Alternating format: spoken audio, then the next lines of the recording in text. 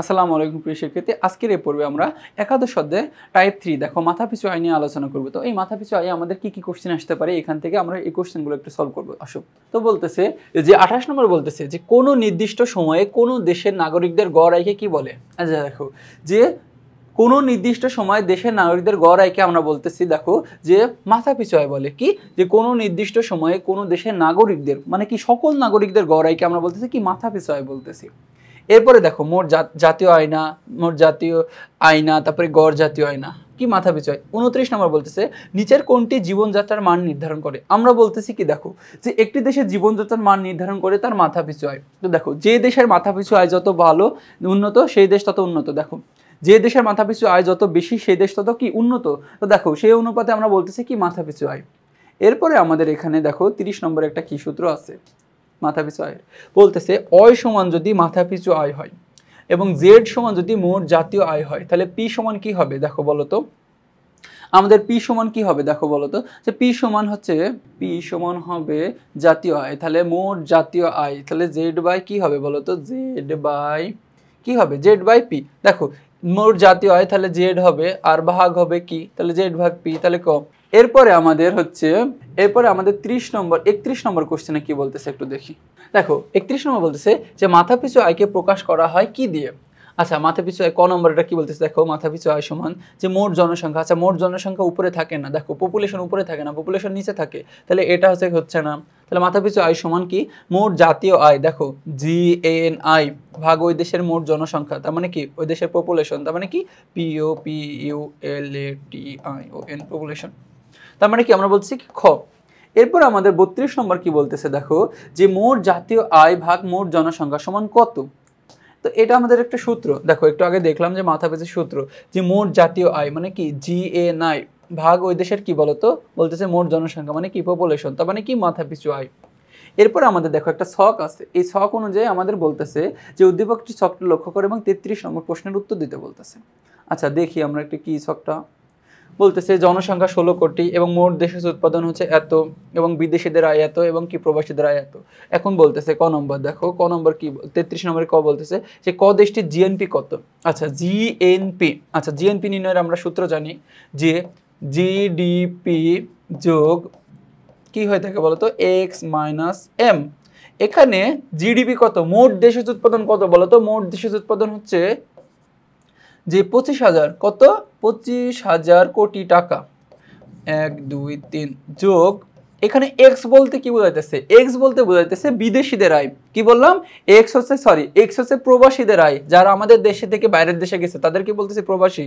দেখো প্রবাসীদের আয়, ঠিক আছে 5,000। এবার এম বলতে বোঝাইতেছে দেশে অবস্থানরত বিদেশিদের আয় কত 2480।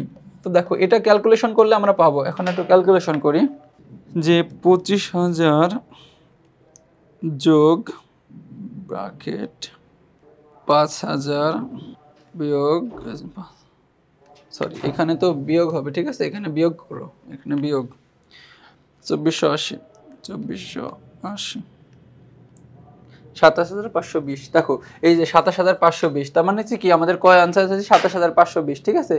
এই দেশের হচ্ছে কি জিএনপি হচ্ছে কি 27,520। এরপর আমাদের 34 নম্বর কোশ্চেনে কি বলতেছে যে 34 বলতেছে এন রাষ্ট্রের মোট জাতীয় আয় যদি 1000 বিলিয়ন হয়। দেখো এখানে বিলিয়নের কথা বলতেছে, কি বিলিয়ন বলতেছে এবং মার্কিন ডলার হয় 1 বিলিয়ন মার্কিন ডলার এবং জনসংখ্যা যদি 1 কোটি হয়, তাহলে ওই মাথাপিছু আয় কত হবে আমরা জানি কি, এখানে দেখো 1 লাখ মার্কিন ডলার হবে। কত হচ্ছে 1 লাখ মার্কিন ডলার হচ্ছে।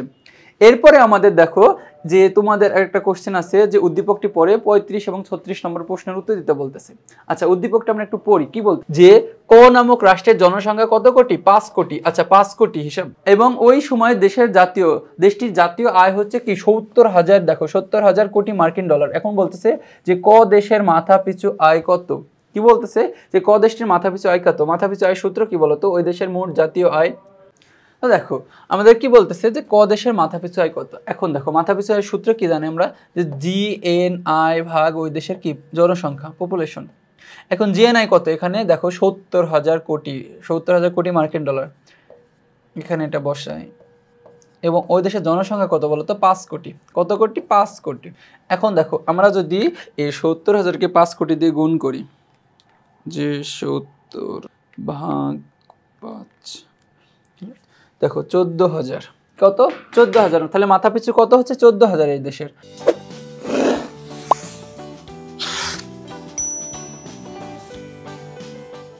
দেখো 36 নম্বর কোশ্চেনটা বলতেছে যে ক রাষ্ট্রের অর্থনীতিতে যে ধরনের বৈশিষ্ট্য দেখা যায়, কি ধরনের, দেখো এদের হচ্ছে কি 14,000, কি 14,000 ছিল, কত হাজার 14,000 মাথা পিছু আয় ছিল। তো বলতেছে ক রাষ্ট্রের অর্থনীতিতে কি যে ধরনের বৈশিষ্ট্য দেখা যায়, 1 নম্বর বলতেছে জনগণের মৌলিক চাহিদা নিশ্চিতকরণ হয়।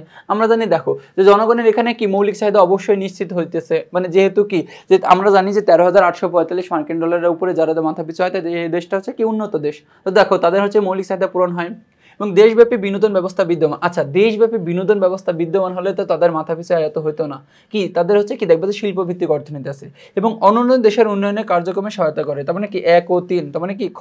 এরপরে আমাদের 37 নম্বর একটা কোশ্চেন বলতেছে যে ধরি একটা দেশের জনসংখ্যা 16 কোটি, কি বলতেছে যে ধরি একটি দেশের জনসংখ্যা কত কোটি, 16 কোটি, এবং উক্ত সময়ে দেশটির মোট জাতীয় আয় ছিল কি 8,000 কোটি ইউএস ডলার। এখন তখন দেশটির মাথা পিছু আয় কত হবে বলতো।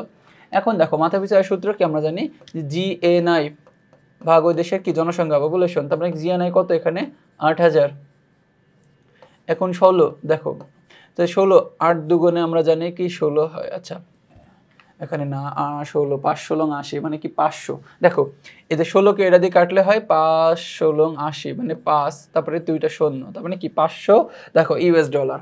ঠিক আছে, এরপরে আমাদের 38 নম্বর বলতেছে যে 2022 সালের মধ্যে বাংলাদেশ সময়ে একটি দেশের মোট জনসংখ্যা হচ্ছে 28 কোটি, কি বলতেছে মোট জনসংখ্যা ছিল 128 কোটি এবং ওই সময়ে মোট জাতীয় আয় হচ্ছে কি 14,000 কোটি মার্কিন ডলার। ওই সময় দেশটির মাথাপিছু আয় কত, তো মাথাপিছু আয়ের সূত্র হচ্ছে আমরা দেখো এখানে হচ্ছে আমাদের 14,000 ভাগ হচ্ছে 28, সরি ইংলিশে লিখি 28, এখন হচ্ছে আমরা এটাকে এটাতে ভাগ করব কি 500, দেখো কত 500 মার্কিন ডলার, কত গ দেখো 500 মার্কিন ডলার। এরপরে আমাদের 39 নম্বর কোশ্চেনটা কি বলতেছে যে জীবনযাত্রার মান নির্ধারণের জন্য উচ্চ মাথাপিছু আয়ের সাথে কোন দিকটি বিবেচ্য, দেখো যে জীবনযাত্রার মান নির্ধারণে উচ্চ মাথাপিছু আয়ের সাথে কোন দিকটি বিবেচ্য, আমরা বলতেছি দেখো যে জীবনযাত্রার মান নির্ধারণের ক্ষেত্রে দেখবা যে উচ্চ মাথাপিছু আয়ের সাথে দ্রব্যমূল্য স্তরটি হচ্ছে কি সবচেয়ে কি যে বিবেচ্য গুরুত্বপূর্ণ। এরপরে আমাদের একটা উদ্দীপক আছে, উদ্দীপকটি পরে 40 নম্বর প্রশ্নের উত্তর দিতে বলতেছে। দেখি যে 2008 সালে ক দেশের মোট জাতীয় আয় ছিল কত, এই যে 36,000 কোটি মার্কিন ডলার এবং জনসংখ্যা ছিল 8 কোটি। এখন বলতেছে 2008 সালে উক্ত দেশটির জনগণের মাথাপিছু আয় কত, কি যে মাথাপিছু আয় নির্ণয় সূত্র আমরা তো জানি জিএনআই ভাগ জনসংখ্যা, তাহলে কি জিএনআই হচ্ছে এখানে 36,000 এবং জনসংখ্যা হচ্ছে 8। দেখো এখন হচ্ছে এটাকে যে আমরা ভাগ করি কি 36 ভাগ 8 45, দেখো 45 মানে কি 4,500, কি 4,500 হচ্ছে কি মাথা পিছু হয়, 4,500 মার্কিন ডলার মাথা পিছু হয়। তো সহজ আমাদের এটা। তো উদ্দীপকটি পরে 41 নম্বর প্রশ্নের উত্তর দিতে বলতেছেন। আচ্ছা দেখি 41 নম্বর প্রশ্নটা কি যে 2014 সালে একটি দেশের মোট জাতীয় আয় ছিল 2700 কোটি ইউএস ডলার এবং জনসংখ্যা হচ্ছে 10 কোটি, মানে কি তাহলে এই 2700কে কি করবা 10 কোটি দিয়ে ভাগ করে দিবা, কি করে দিবা 10 কোটি দিয়ে ভাগ করে দিবা, তাহলে আমরা বলতেছি দেখো একটা শূন্য একটা শূন্য, তার মানে কি 270 থাকতেছে, কি 270, ঠিক আছে। এবার 42 নম্বর বলতেছে অর্থনৈতিক সমীক্ষা 2013 অনুসারে 2012-13 সালে বাংলাদেশের মাথাপিছু আয় ছিল কত মার্কিন ডলার। এখন দেখো 12-13 অর্থ বছরে কত সালে মার্কিন ডলার ছিল আমাদের মাথাপিছু আয়। এখন দেখো আমরা জানি যে অর্থনৈতিক সমীক্ষা 2013 অনুসারে বাংলাদেশের মাথাপিছু আয় ছিল প্রায় হচ্ছে 923, মানে কি 923 ডলার করে বাংলাদেশের মাথাপিছু আয় ছিল ওই সময়, কত সালে 2013 সালে 12-13 অর্থ বছরে। এরপরে আমাদের 43 নম্বর কোশ্চেনটা দেখো কি বলতেছে যে 2023 সালে বাংলাদেশের মাথাপিছু জাতীয় আয় কত মার্কিন ডলার। আমরা জানি বাংলাদেশের দেখো যে ওই যে 2012 থেকে এখন 2023, এখন 2023-এর কথা বলতেছে যে 2023-এ বাংলাদেশের জাতীয় মাথাপিছু আয় কত ছিল আপনি 2860 মার্কিন ডলার, কত দেখো 2860 মার্কিন ডলার। তো দেখো এরই মাধ্যমে আমরা কি টাইপ 3 সকল কোশ্চেন আলোচনা করলাম। তো পরবর্তীতে তোমাদের আরও কোনো ভিডিওতে দেখা হবে, ততক্ষণ পর্যন্ত সুস্থ থাকো, ভালো থাকো, আসসালামু আলাইকুম।